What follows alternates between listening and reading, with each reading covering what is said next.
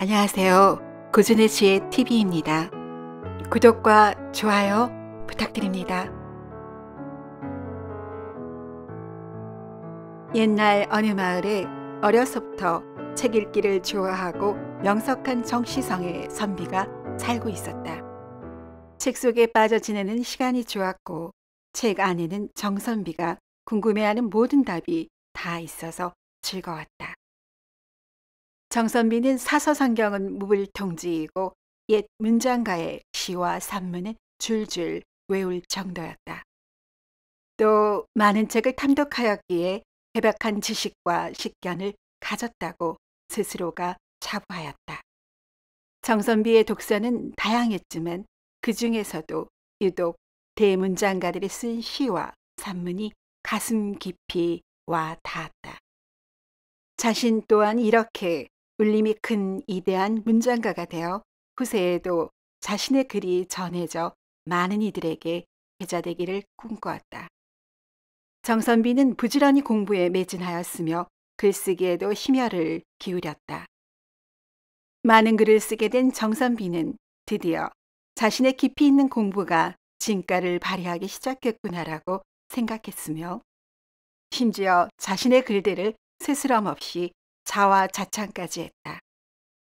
하지만 정선비의 글을 접한 이들은 어느 누구도 뛰어나다고 말하는 이가 없었다.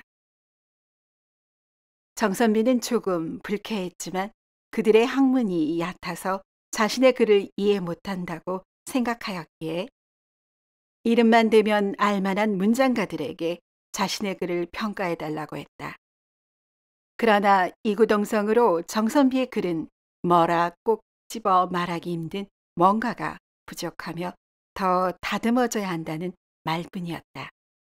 정선비는 처음에는 문장가들이 자신의 뛰어난 재능을 시기하여 그러는가 싶어 화가 나기도 했지만 한두 문장가라면 모를까 여러 문장가들이 그러는지라 혹여 자신의 공부 방법에 문제가 있는 것은 아닐까 하고 의구심이 들기 시작하였다. 그러던 어느 날 눈에 글이 들어오지 않자 머리를 식힐 겸 마당에 나와 왔다 갔다 거닐다 주위를 둘러보니 온통 초록의 세상이 아닌가. 순간 놀라워 하늘을 바라보니 유난히 파란 하늘에 바람 따라 하얀 구름이 유유히 흐르는 것이 보였다. 아, 그렇구나. 내가 그동안 방 안에만 들어박혀 자연이 변화하는 이치를 등한시했구나. 그토록 많은 문장가들이 산천을 두루 유람하며 시와 산문을 지은 이유가 있었거늘. 나는 좁아터진 방 안에서 나를 가둔 채 죽은 글 안에서 세상의 이치가 있다고 자부하며 살았구나. 정선비는 글 공부하는 방식을 바꿔야겠다는 생각에 방에서 뛰쳐나와 풍광이 좋기로 소문난 산과 들과 내를 찾아 다니기 시작했다. 방에만 있을 때와는 다르게 시흥도 일어났고 잠옷 문장이 나아졌다는 생각도 들었으나 여전히 뭔가 더 채워져야 한다는 생각에 더욱 부지런히 수려한 산천을 보러 다니길 여러 해가 지났다. 집을 떠나온 지 한참이 되었지만 정선비는 아직도 자신의 글에 대해서는 자신이 없었다. 하지만 간간히 집 생각도 나서 잠시라도 집으로 돌아가야겠다는 생각에 어느 낯선 동네의 파릇한 벼가 여물어가고 있는 농가를 지나가고 있는 중이었다. 살랑이는 바람에 고개 숙인 벼 이삭이 흔들리며 파란 물결을 일으키고 구름 한 점 없는 파란 하늘과 어우러진 주변의 풍광이 너무나 아름다운지라 정선비는 넋을 놓고 바라보고 있는데 갑자기 어디에선가 목소리가 들렸다. 어허, 내 비로소 오늘 너를 만났구나. 갑작스런 말에 정선비는 뒤를 돌아보았으나 저 멀리 논일을 하는 농꾼들 외에 근처에 아무도 없었다. 소리를 잘못 들었나 싶어 발걸음을 다시 옮기려는데 아무리 글을 지어봤자 아무도 알아주는 이가 없지 않느냐? 마음고생이 이만저만이 아니겠구나. 지척에서 소리가 들렸지만 근처에는 아무도 없었으며 논에 서 있는 커다란 학 한 마리만 보였다.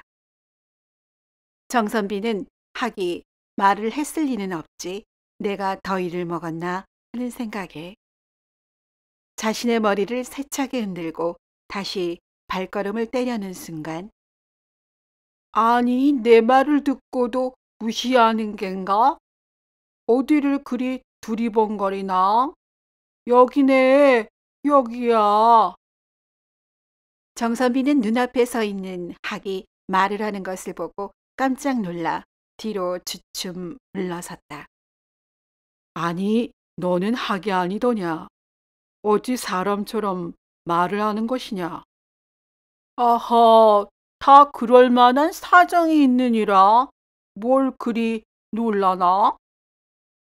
정선비는 어이가 없어서 학에게 그 연유를 묻자 학은 자신이 천상의 시동인데 이성에 대한 욕망을 다스리지 못해서 선녀들을 희롱하다가 옥황상제의 노여움을 받아 천상에서 쫓겨나 이렇게 눈이 먼 채로 학이 되어 지내고 있다고 했다. 정선비가 학을 자세히 보니 과연 눈을 감고 있기에 깜짝 놀라 물었다. 그런데 안 못 보는 네가 어찌 그리 남의 사정은 소상히도 알아맞히누?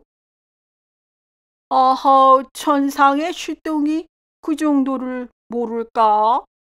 더 이상 의심하지 말고 내 소원을 들어주면 자네 소원 역시 들어주겠네. 정선비는 학과 대화를 나누는 것도 믿기지 않았을 뿐더러 소원을 들어달라니 황당했지만 일단 그 소원이 무엇인지 묻자 학이 답했다. 열려의 머리카락 한 올만 가져다 주면 된다네. 어허, 무슨 헛소리인가? 도대체 그 물건을 무엇에 쓰려고 하는가? 그 물건으로 내 눈을 문지르면 나는 다시 눈을 뜨고 하늘로 올라갈 수 있다네. 정선비는 도무지 믿기지 않아서 다시 학에게 물었다. 참, 남녀가 유별한데 어찌 여인의 머리카락을 구할 것이며 어찌어찌하여 구하더라도 그 여인이 연려인지는 어떻게 알아본단 말인가? 옛말에 열 길 물속은 알아도 한 길 사람 속을 모른다는데 어찌 겉만 보고 속내를 알 수 있겠는가? 이 말에 학은 자신의 눈썹을 하나 뽑아서 선비의 눈에 대고 사람을 바라보면 그 뒤를 따르는 수많은 사람의 그림자가 눈에 보일 텐데 그 그림자들은 그 사람이 한번 품어보았으면 하는 음탕한 마음을 지녔던 대상의 그림자라고 했다. 남자의 경우는 수백에서 수천 명에 이르기도 하고 여자의 경우에는 수십에서 많게는 수백 명에 이르기도 한다네. 그것이 세상 사람들의 흉내라네. 아니, 귀중의 아녀자에게도 수백 명이 따른다는 말인가? 농이 아닌가? 어허, 그리 못 믿겠으면 내 눈썹을 뽑아가지고 직접 시험해보면 될 일 아닌가? 내 참 소가만 살아왔는가? 정선비는 이쯤 되니 믿져야 본전이라는 생각이 들었고 자신을 이름난 문장가로 만들어달라는 소원을 들어주는 조건으로 학의 소원을 들어주기로 했다. 정선비는 반신반의하면서 학의 눈가에서 가장 긴 털을 하나 뽑아서 시험해 볼 요량으로 가장 가까운 마을로 갔다. 정선비는 마침 사람들이 많이 지나가는 것이 보이자 반신반의하면서 학의 눈썹을 자신의 눈에 대고 지나가는 사람을 보았다. 지나가는 사람들을 보는 순간 정선비는 자신의 눈을 의심하지 않을 수 없었다. 학이 말한 대로 어떤 사내는 뒤에 수천 명의 여인의 그림자를 길게 달고 있었는데 젊은 여인부터 중년의 여인, 심지어는 늙은 여인의 모습인 듯한 그림자까지 섞여 있었다. 여인네 또한 마찬가지였는데 그 수만 적었다 뿐이지 놀라게 하는 것은 별반 다르지 않았다. 이런 광경을 보고 정선비는 그만 눈을 감고 말았다. 이렇게 참담할 수가? 이토록 많은 사람들이 남 모르게 수많은 이성에게 음심을 품는단 말인가? 정말로 사람 속을 알다가도 모르겠구나.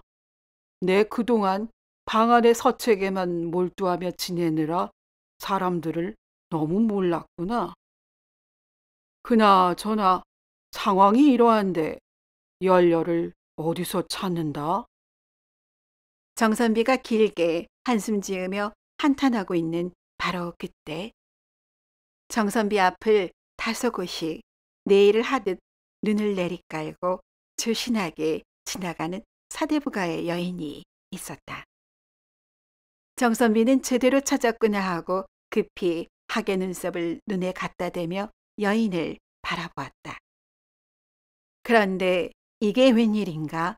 좋게 수백은 되어 보이는 남정네의 그림자가 길게 늘어서 있는 것이 아닌가. 아니, 저리도 정숙해 보이는 여인이 이럴 수가 있나? 얌전한 고양이 부뚜막에 먼저 오른다더니 그 말이 맞는 말일 수도 있다니 정말 믿을 여자 하나도 없는 건가? 외양을 보고 사람을 판단하는 것이 지극히 어려운 것이구나. 내가 어리석은 것이었나? 실망스러운 마음에 정선비는 다리에 힘이 풀려 그 자리에 주저앉고 말았다. 마침 바로 옆에 사내아이가 지나가고 있길래 아직은 아니겠지 싶은 마음으로 하계 눈썹을 눈에 대고 바라보았다. 아니, 이럴 수가. 이런 맹랑한 놈을 보았나? 어이구, 자기보다 눈앞을 대는 동네 처녀들은 죄다 달고 다니는구만. 어린 것이 벌써부터 싹이 노랗구나. 말세로다, 말세야. 정선비는 자기도 모르게 아이에게 꿀밤이라도 줄 요량으로 무심코 손을 쳐들었다가 다시 내려놓았다. 다 부질없는 노릇이야. 다 똑같은 것을 어찌 누구 하나만을 탓하겠는가? 힘없이 손을 내려놓는 그때 개 한 마리가 정선비의 발 아래에 다가와 코를 킁킁대는 것이었다. 정선비는 혹시나 너도 하는 호기심에 이끌려 하계 눈썹을 대고 바라보니 개 여러 마리의 그림자를 달고 있는 것이었다. 정선비는 지나가는 소를 다시 바라보니 두어 마리의 그림자를 달고 있었다. 이렇게 바라보는 횟수가 늘어가자 정선비는 처음 느꼈던 당혹스러움은 점차 사라졌고 호기심이 커지기 시작했다. 이 사람 저 사람 이 짐승 저 짐승 보이는 쪽쪽 바라보았고 정선비는 열려를 찾아야 한다는 것을 잊을 정도로 남의 속을 들여다보는 것이 흥미로웠다. 짐승이나 사람이나 뒤에 그림자 줄이 길게 늘어선 건 똑같았다. 남녀노소 불문하고 짐승과 똑같이 긴 줄의 그림자를 갖고 있다 생각하니 점차로 사람이 추하게 느껴졌고 만물의 영장이라는 인간이 하찮게 여겨졌다. 다 똑같다는 생각이 드니 더는 사람을 바라보는 것에 흥미를 잃고 나무 그늘 아래에서 쉬고 있을 때 마침 나이 지긋한 노인이 다가오는 것이 보였다. 기다란 지팡이를 짚고 하얀 수염을 길다랗게 늘어뜨린 채 점잖게 걸어오는 것이 수행을 오래 한 듯한 도사로 보였다. 정선비는 혹시나 하는 마음에 하계 눈썹을 대고 바라보았다. 어허, 그러면 그렇지. 돌을 닦는 자가 뒤에 좋게 수백은 달고 다니는구만. 뭐 좀 다를까 했더니만. 그런데, 이상하다. 어찌하여 여자 그림자들이 이리 멀리 떨어져 뒤따르고 있는 게지? 정선비는 처음 보는 광경이라 궁금증이 일어나기 시작했기에 호기심에 이끌려 도사를 급히 불러 세웠다. 도사님, 가는 길이 급하지 않으시면 잠시 쉬었다 가시지요. 정선비의 권유에 노인이 응하자 정선비는 학의 눈썹을 얻게 된 이야기며 사람들의 여차한 광경을 본 것을 얘기하고 빙그레 웃는 노인을 바라보고 길게 한숨을 쉬며 말했다. 사람들의 속내가 그리 음탕한 것이 짐승이나 짐배 없다는 생각이 듭니다. 도사님마저도 수백의 여인이 따르더이다. 실망이 큽니다. 헌데 어찌하여 도사님의 뒤를 따르는 여인네의 그림자들은 멀찌감치 떨어져 있는 것인지요? 이 말에 노인이 껄껄 웃으면서 말했다. 나 역시 과거에는 지나치는 여인을 보고 음심을 떨쳐낼 수 없었네. 허나 여러 해 전부터는 음심을 더는 마음에 두지 않게 되었다네. 허허. 그렇군요. 그래서 도사님 뒤에 빈자리가 있었군요. 따르는 그림자가 시간 순서대로 자리가 정해졌나 봅니다. 맨 끝이 처음 음심을 품었을 때이고 바로 뒤가 최근에 그리하였을 때이겠군요. 희묘합니다. 이 말을 듣고 노인도 빙그레 웃으며 그런가 보구만 하고 맞장구를 치자 정선비는 더욱 신이 나 우쭐대며 말했다. 정말로 세상이 어찌 돌아가나 모르겠습니다. 예의를 중시한다는 사대부의 남녀도 신분의 높고 낮음도 학식이 있고 없고 그러한 모든 것들이 무의미했습니다. 부끄러움도 모르고 나이든 늙은이 뒤를 솜털이 보송보송한 어린 처녀아이가 따르질 않나. 세상 모르는 사내 아이 뒤에도 정숙한 모습의 여인 뒤에도 그림자들이 많았습니다. 말세가 따로 없습니다. 이 말을 듣고 노인은 정선비를 지그시 바라보고 빙그레 웃으며 말했다. 어찌 그 정도로 말세라고 하는가? 이성에 대해 관심을 두는 것은 생명체의 본성인 것을. 사람 역시 자연의 일부 아니겠는가? 자네 역시 그런 이치에서 벗어나지 못했을 터. 자네의 뒤를 한번 보게나. 허허. 정선비는 피식 웃으며 자신은 남들과 다르다는 식으로 학의 눈썹을 눈에 대고 자신의 뒤를 쳐다보았다. 정선비는 순간 악 소리를 내며 얼굴이 붉어져 쥐구멍에라도 들어가고 싶은 마음이 들었기에 얼른 고개를 돌렸다. 이를 보고 노인이 정선비를 지그시 바라보며 빙그레 웃고 말했다. 어째 그리 빨리 고개를 돌리는가? 끝까지 찬찬히 보지 그러나. 정선비는 다 알고 있다는 듯한 노인의 말을 거역할 수 없어 다시 자신의 뒤를 찬찬히 바라보았다. 자신 역시 다른 사내와 다르지 않게 수백 명의 그림자가 줄 서 있었으며 차마 입에 담기 부끄러운 대상의 그림자도 서 있는 것이었다. 게다가 얼마 전 자신이 비웃었던 조신해 보였던 여인도 버젓이 서 있었다.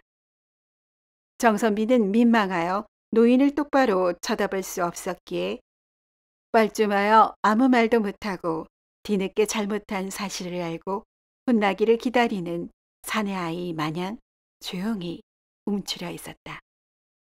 이를 본 노인은 껄껄껄 한참을 웃으며 가던 길을 떠났다. 노인이 사라진 방향을 바라보며 그 자리에 멍하니 주저앉아 있던 정선비는 학과 한 약속이 떠올랐고 더는 지체하여 시간을 허비하면 안 되겠다는 생각에 자리를 털고 일어났다. 다른 사람들을 재미로 보는 것을 멈추고 여인들만 학의 눈썹을 대고 바라보며 일체 그림자가 따르지 않는 열려를 열심히 찾았다. 몇 달을 찾아 헤매었지만 예외 없이 줄줄이 남자 그림자가 딸려있는 여인들 투성이라 실망감에 정선비는 극도로 지치고 말았다. 몸과 마음이 지친 정선비는 힘없이 산길을 걷다가 시냇가가 나타나 잠시 쉬어가려고 멈추었다. 시내에 발이라도 담글 요량으로 댄님을 풀고 있는데 보기 드물게 아름다운 여인이 시냇가에 앉아서 빨래를 하는 것이었다. 정선미는 열려를 찾는 것을 포기하려는 마음이었지만 아리따운 여인이 산골 시내에서 빨래를 하는 모습이 예사롭지 않다는 생각도 들어서 혹시나 하는 마음에 허탕치는 셈치고 학에 눈썹을 대고 여인을 바라보았다. 정선비는 순간 놀라서 자신의 눈을 비비고 다시 한번 여인을 바라보았다. 여인의 뒤에는 어떠한 남자의 그림자도 달려있지 않았던 것이다. 정선비는 여인이 자신이 찾던 열려는 아닌지 기대감이 생겼고 학과의 약속을 지키기 위해 여인에게 다가갔다. 저 지나가는 과객이 오만 물어볼 것이 있는데 시간이 되시겠소? 정선비는 그간의 자초지종을 말하고 여인에게 머리카락을 얻을 수 있겠는지 부탁을 했다.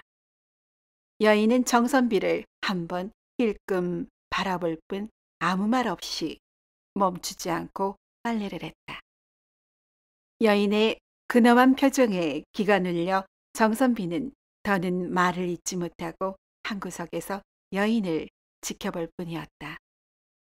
잠시 후 빨래를 마친 여인이 자리에서 일어났으며 정선비가 미처 말을 꺼내기도 전에 자리를 떠났다.